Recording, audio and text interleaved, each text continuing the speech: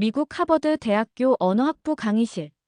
그날 학문의 전당에 모인 세계 최고의 엘리트들이 한순간에 얼어붙었습니다.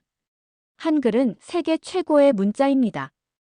에반스 교수님의 단호한 선언이 공기를 가르자 프랑스, 일본, 중국, 인도의 학생들이 격분하여 일제히 자리에서 벌떡 일어났습니다. 불가능합니다. 즉시 증명하십시오. 그들의 항의가 강의실을 뒤흔들었습니다. 하지만 진정한 충격은 그 다음이었습니다. 한글의 유일한 경쟁자가 왕이 아닌 문맹이었던 미국 원주민의 손에서 탄생했다는 사실이 밝혀졌습니다. 더욱 경이로운 것은 그 신비로운 문자가 한글과 놀랍도록 닮아 있었다는 점이었습니다. 그날 강의실에서 무슨 일이 벌어졌는지 지금부터 그 충격적 진실을 펼쳐보이겠습니다. 저는 다니엘 존슨이라고 합니다. 영국 출신이고요. 22살에 하버드 대학교 언어학 석사 과정에 입학했어요. 어릴 때부터 저는 문자에 대한 집착이 남달랐어요. 다른 아이들이 공룡이나 우주선에 빠져 있을 때 저는 알파벳의 역사 같은 걸 파고들고 있었거든요. 문자를 처음 만든 사람은 무슨 생각을 했을까? 이런 질문이 항상 제 머릿속을 가득 채우고 있었습니다.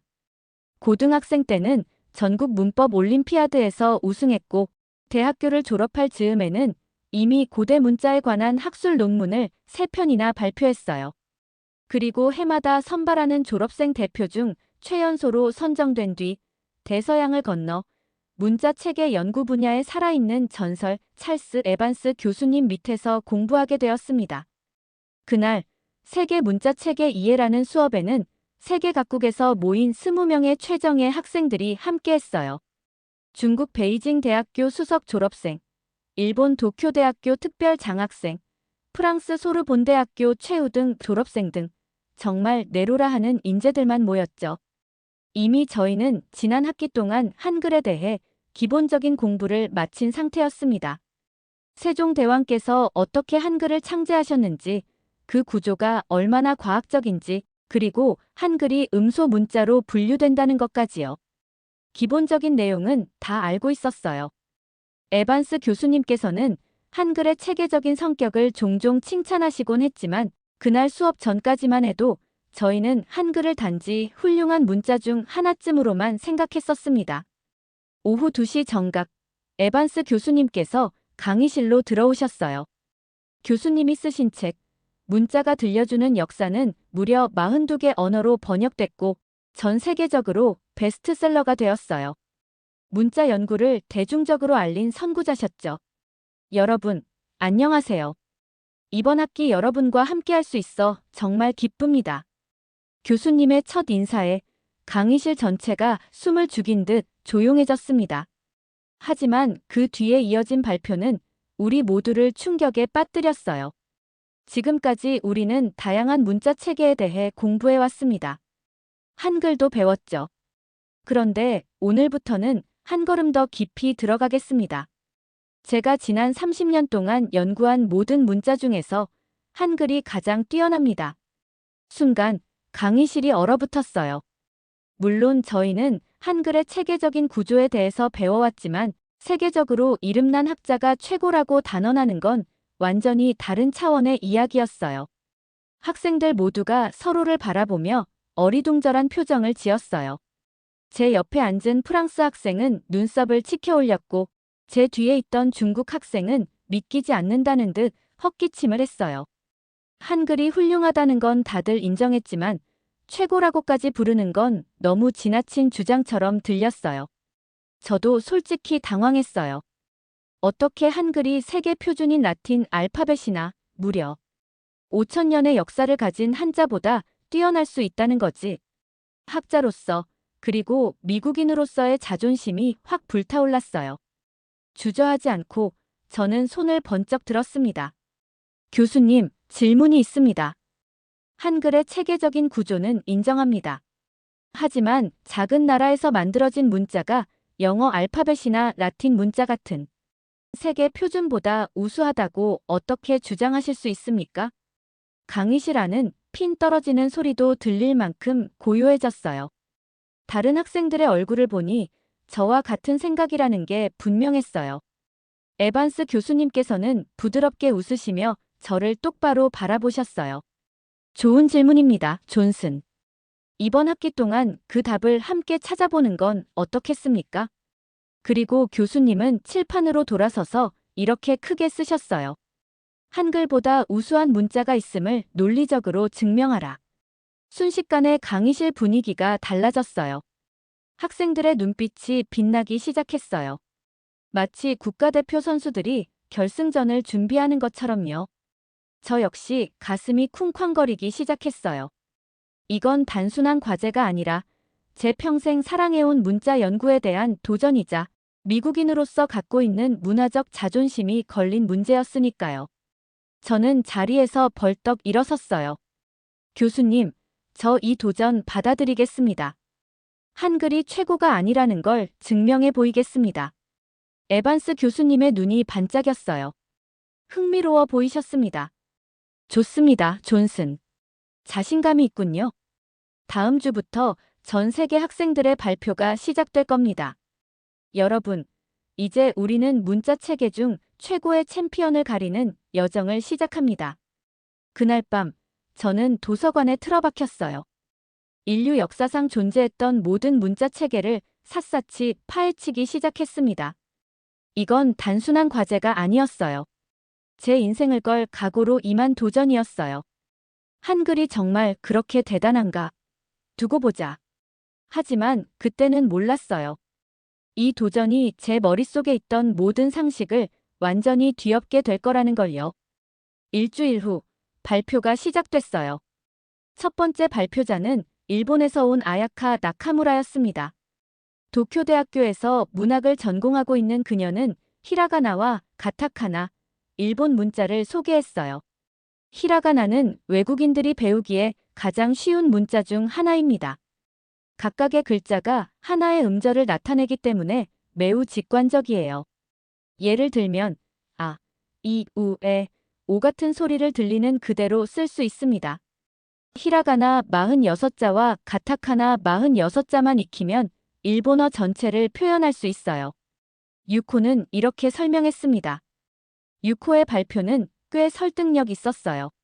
학생들도 고개를 끄덕이며 수긍하는 듯한 표정을 지었어요. 하지만 그때 에반스 교수님께서 조용히 질문을 던지셨습니다. 나카무라 씨, 질문 하나 하겠습니다. 히라가나와 가타카나만으로 현대 일본어의 모든 뉘앙스, 특히 외래어까지 표현할 수 있습니까? 유코는 잠시 망설이다가 답했어요. 사실 완벽하게는 어렵습니다. 일상 대화에서는 충분하지만 학문적이거나 기술적인 내용을 표현하려면 한자 지식이 필요합니다. 또 직관성이 유지되는 것도 대략 3단어 정도까지입니다. 외래어 표현에도 한계가 있어요. 에반스 교수님께서는 고개를 끄덕이셨어요. 맞습니다. 일본 문자는 기본적인 수준에서는 접근하기 쉬울지 몰라도 확장성은 거의 없습니다. 성인이 되어 사용할 때 한계가 분명하죠. 유코는 자리로 돌아갔고 다음 발표자는 캄보디아 출신 린 마놈이었어요. 크메르 문자는 세계에서 가장 복잡하고 독특한 문자 중 하나로 알려져 있습니다. 자음과 모음을 조합하여 기본 글자만 해도 100자가 넘어요. 이건 캄보디아가 굉장히 자랑스러워하는 부분입니다. 린 마놈은 이렇게 말하며 자신감 넘치게 크메르 문자의 정교한 구조와 아름다운 곡선을 보여주었습니다. 캄보디아인으로서의 자부심이 발표 내내 뚜렷하게 느껴졌어요. 하지만 에반스 교수님께서는 조용히 지적하셨습니다. 그 복잡함이 자부심일 수는 있지만 문해력 측면에서는 재앙이 될 수도 있습니다. 배우기가 너무 어렵다면 결국 많은 사람이 포기하게 됩니다. 현재 캄보디아의 문맹률은 어느 정도인가요? 린 마놈은 살짝 불편한 표정으로 대답했어요. 대략 17%에서 20% 정도입니다.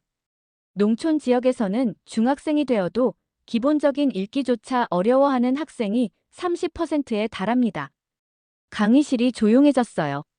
문자의 아름다움과 복잡함이 현실에서는 얼마나 큰 장벽이 될 수 있는지 모두 실감하게 됐습니다. 마지막으로 태국에서 온 키티라가 발표를 시작했어요. 키티라는 태국 문자를 열정적으로 소개했습니다.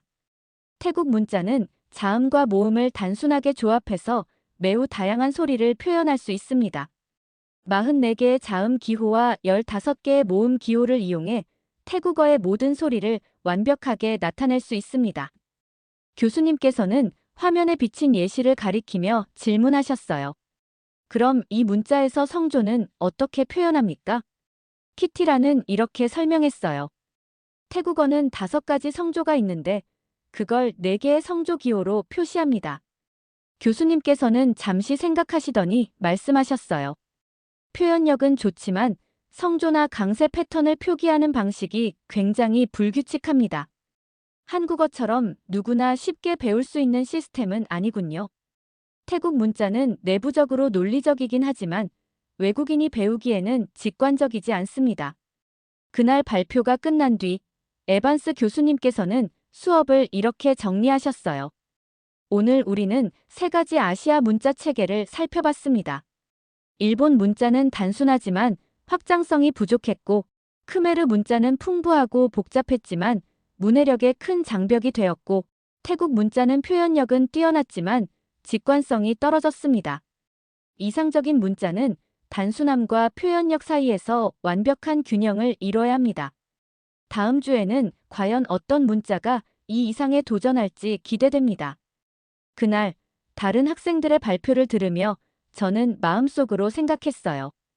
단순하면 표현력이 떨어지고 복잡하면 배우기 어렵고 그렇다면 완벽한 균형은 대체 어디에 있을까? 그리고 제 마음속에는 점점 확신이 커져갔어요. 반드시 한글보다 더 뛰어난 문자가 있을 거야. 과연 5,000년 역사를 지닌 한자가 한글과 맞설 수 있을까요? 다음 발표 시간, 베이징 대학교에서 온 왕웨이가 단상에 올랐어요.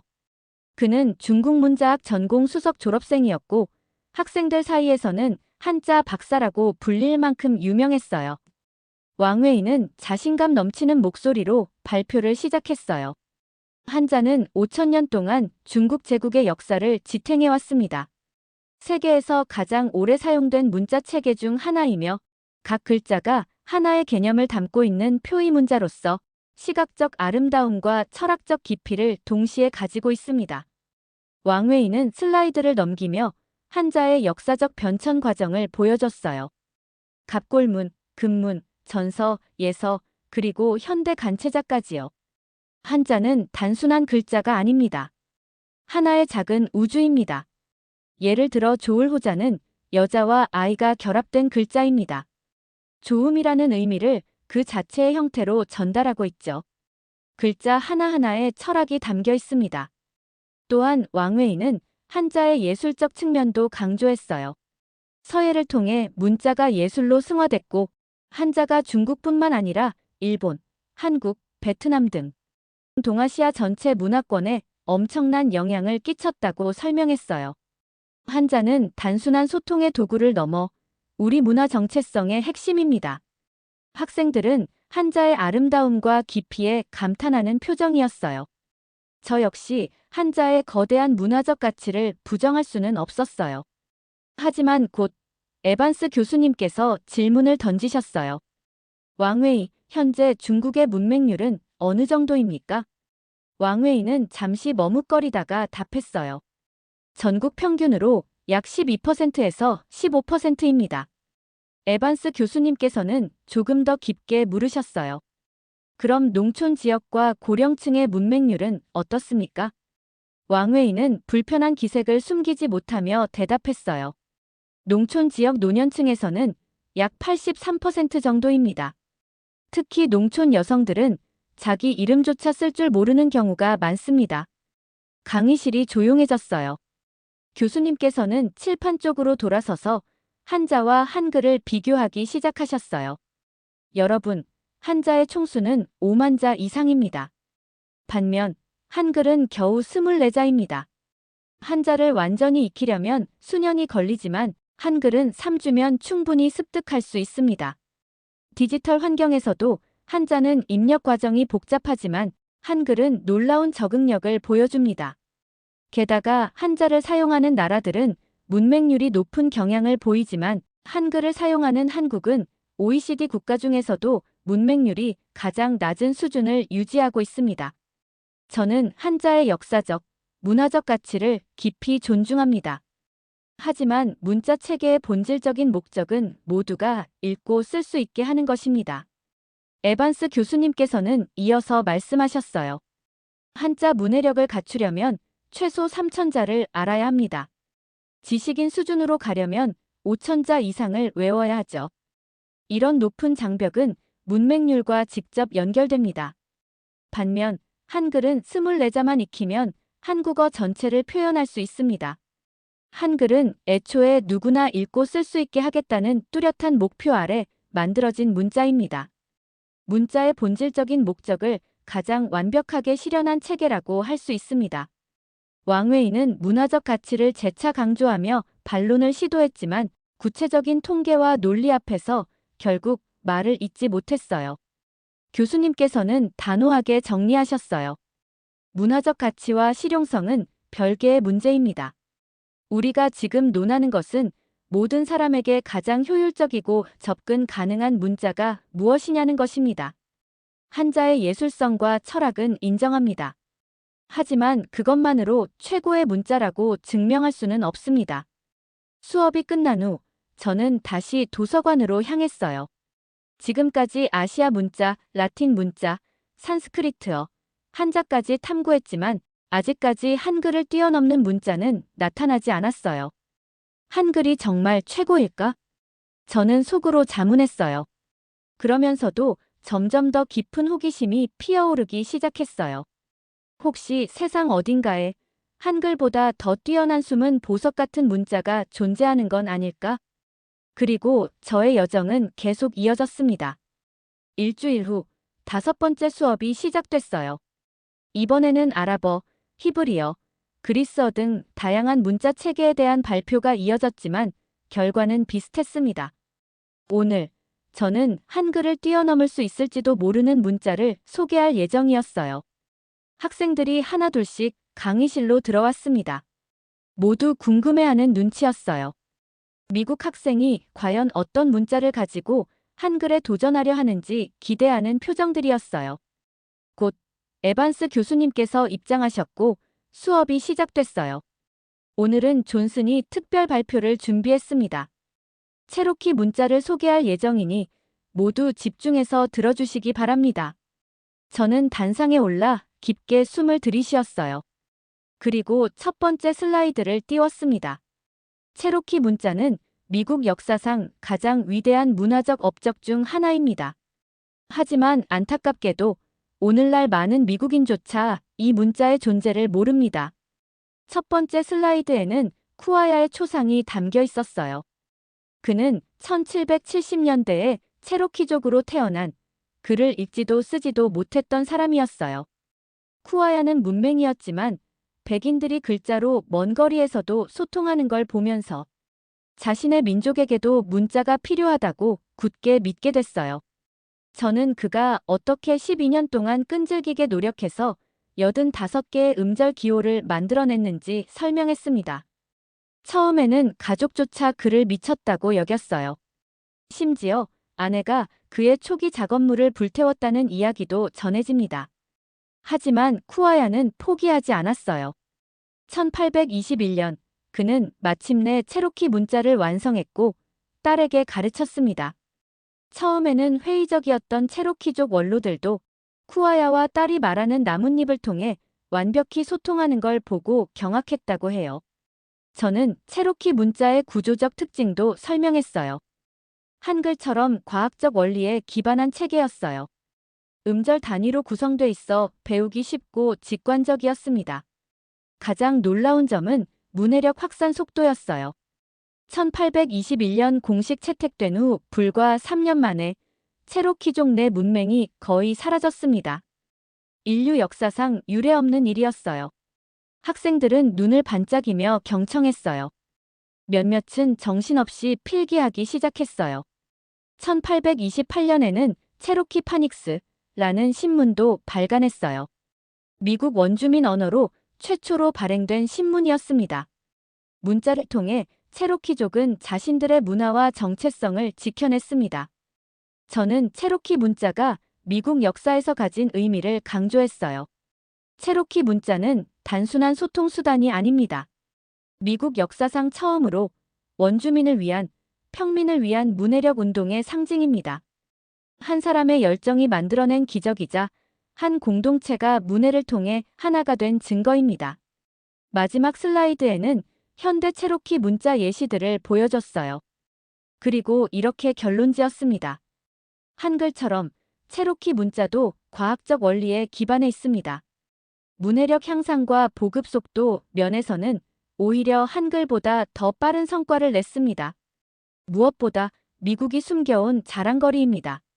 만약 우리가 세계 최고의 문자를 찾고자 한다면 체로키 문자는 충분히 그 자격이 있다고 저는 믿습니다.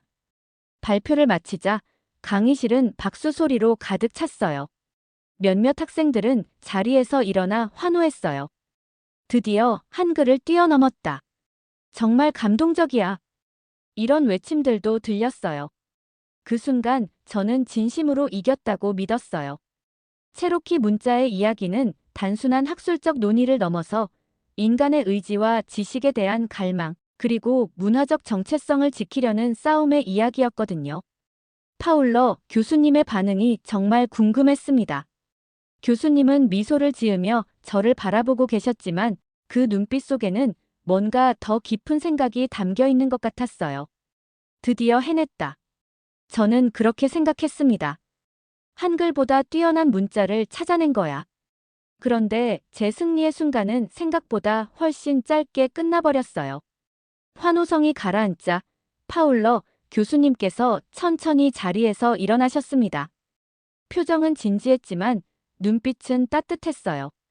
존슨, 정말 훌륭한 발표였습니다. 체로키 문자의 역사와 가치를 아주 명확하게 잘 전달해 주었어요. 세쿼야의 이야기는 언제 들어도 감동적이지요. 교수님의 칭찬에 저는 자신감이 한껏 충만해졌습니다. 제 연구가 드디어 인정받은 순간이라고 느꼈거든요. 그런데 교수님께서는 잠시 생각에 잠기시더니 조용히 질문을 던지셨어요. 존슨, 지금 그 문자를 사용하는 사람들은 어디에 있나요? 순간 강의실이 얼어붙었습니다. 환호하던 학생들의 얼굴에서도 웃음이 사라졌어요. 저는 말문이 막혔습니다. 사실 제가 가장 놓치고 싶었던 부분, 가장 피하고 싶었던 질문이었거든요. 현재 체로키 문자를 모국어처럼 사용하는 인구는? 제 목소리가 떨렸어요. 아주 적습니다. 오클라호마와 노스캐롤라이나 일부 지역에서만 사용되고 있어요. 파울러 교수님은 고개를 끄덕이셨습니다. 정확히 몇 명 정도인가요? 저는 쉽게 답할 수 없었습니다. 연구 과정에서 이미 알고 있었지만 이 부분은 일부러 발표 때 약하게 언급했거든요. 현재 체로키어를 유창하게 구사하는 사람은 약 3,000명 정도입니다. 그 중에서도 문자를 적극적으로 사용하는 사람은 더 적고요. 강의실 안에는 무거운 침묵이 내려앉았습니다. 그런데 교수님의 눈빛은 비난이 아니라 이해와 연민으로 가득 차 있었어요. 존슨, 정말 감동적인 문자입니다. 하지만 지금은 살아있지 않습니다. 우리가 찾는 것은 단순히 과거의 위대함이 아니라 현재와 미래에도 생명력을 지닌 문자입니다. 교수님의 말씀이 제 가슴 깊숙이 박혔어요. 체로키 문자는 기술적으로는 뛰어났지만 역사의 소용돌이 속에서 생명력을 잃어가고 있다는 사실을 저는 인정해야 했습니다. 파울러 교수님께서는 칠판 쪽으로 걸어가시더니 한글에 대해 간단히 이야기하기 시작하셨어요. 한글의 과학적 원리와 구조적 우수성은 이미 잘 알고 있겠지요. 하지만 한글의 진정한 위대함은 그것을 지켜낸 사람들의 이야기에 있습니다. 교수님은 한국인들이 한글을 어떻게 지켜왔는지 상세히 설명해 주셨어요. 일제강점기 동안 일본은 한국어 사용을 금지했습니다. 학교에서는 일본어만 가르쳤고 한글로 된 신문과 책은 모두 압수당했습니다. 한국인들은 자신의 언어를 잃을 위기에 처했지요. 교수님은 칠판에 비밀 한글 학교라고 적으셨어요. 하지만 한국인들은 포기하지 않았습니다. 민족 지도자들은 산속 깊은 곳이나 지하실에 비밀리에 한글 학교를 세웠습니다. 걸리면 고문을 당하거나 감옥에 끌려갈 위험이 있었지만 많은 선생님들이 목숨을 걸고 아이들에게 한글을 가르쳤어요. 학생들의 눈빛이 달라졌습니다. 문자를 지키기 위해 목숨을 건 사람들의 이야기가 깊은 인상을 남긴 것 같았어요. 해방 이후에도 한국은 전쟁으로 폐허가 되었지만 문맹 퇴치를 국가적 과제로 삼았습니다. 한글 보급 운동이 전국적으로 일어났고 마을마다 야학이 열렸어요. 낮에는 일하고 밤에는 공부하는 사람들로 야학은 늘 불이 꺼지지 않았습니다. 교수님은 감동적인 사례도 하나 소개해 주셨어요. 1950년대 어느 촌락에서는 종이가 없어서 나뭇가지로 땅에 글자를 쓰며 한글을 배웠습니다. 또 바닷가 마을에서는 모래사장에 글자를 쓰고 지우며 어르신들이 글을 익혔지요. 그들에게 한글은 단순한 의사소통 도구가 아니라 민족의 혼 그 자체였습니다. 교수님은 현대 한국 사회의 예시도 들려주셨어요. 지금 현대 한국 사회에서 한글은 더욱 특별합니다. 매년 10월 9일 한글날은 국경일로 지정되어 있고 사람들은 축제처럼 이날을 기념합니다. 세계 어느 나라도 문자에 대해 국경일을 지정한 적은 없습니다. 교수님은 또 다른 부분도 강조하셨어요. 한국인들은 일상 속에서도 한글 맞춤법을 굉장히 중요하게 생각합니다. SNS에서도 맞춤법 오류가 발견되면 바로 지적받고 공문서나 간판에 오타가 있으면 시민들이 즉시 수정 요청을 합니다. 심지어 한글 맞춤법 퀴즈 대회가 인기 TV 프로그램으로 방송되기도 해요. 디지털 시대에도 한국인들은 한글의 정신을 이어갑니다. 컴퓨터 코딩을 한글로 가르치는 프로그램도 있고 AI 기술로 한글을 보존하고 연구하는 프로젝트도 활발히 진행되고 있습니다. 한국인들에게 한글은 단순한 문자가 아니라 과거와 현재, 그리고 미래를 잇는 살아있는 유산이자 정체성입니다. 그리고 교수님은 이렇게 결론 내리셨어요. 문자의 위대함은 그것을 사랑하고 지켜낸 사람들에게 있습니다. 한글은 세종대왕이 만들었지만 수백 년 동안 수많은 이름 없는 한국인들이 목숨을 걸고 지켜왔고 지금도 일상 속에서 소중히 가꾸어가고 있습니다. 이것이 바로 한글이 세계 최고의 문자라고 말하는 진짜 이유입니다. 저는 고개를 숙였습니다. 확신했던 제 승리는 완전히 무너졌지만 대신 새로운 깨달음이 찾아왔어요. 문자는 단순한 기호가 아니라 민족의 혼이 담긴 살아있는 유산이라는 사실을요. 오늘의 사연은 여기까지입니다. 지금까지 감동물씬이었습니다. 이야기가 마음에 와 닿았다면 구독과 좋아요, 알림 설정까지 부탁드립니다. 여러분의 따뜻한 댓글 하나하나가 저희에게는 큰 힘이 됩니다.